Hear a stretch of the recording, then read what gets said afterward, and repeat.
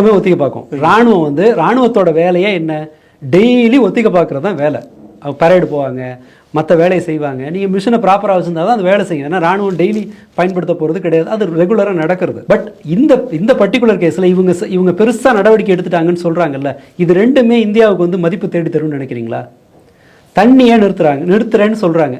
But இன்னைக்கு பத்திரிகையாளர் RK சொல்லியிருக்காரு, அப்படியெல்லாம் நிறுத்த முடியாது.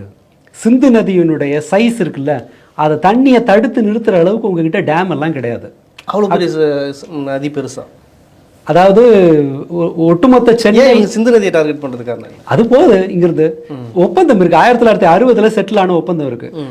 இங்கிருந்து அங்க போற நதிகள் இருக்கு, அங்கிருந்து இங்க வர நதிகள் இருக்கு. ஸோ இந்த பஞ்சாயத்தை தீக்கணும்னு சொன்னா சில நதிகள் வந்து இங்க இருந்து அங்க போவோம், நம்ம அவங்களுக்கு விட்டு கொடுக்கணும். அங்கேருந்து வர்றதை நம்ம எடுத்துக்கணும். அப்படிதான். நீங்க என்ன முல்லை பெரியார் மாதிரி நம்ம ஊருக்கு அது உலகம் முழுக்கவே நதிகளை பகிர்ந்து கொள்ற நாடுகள் இருக்கு. அதுல கீழே இருக்கிறவங்களுக்கு உரிமை அதிகம்.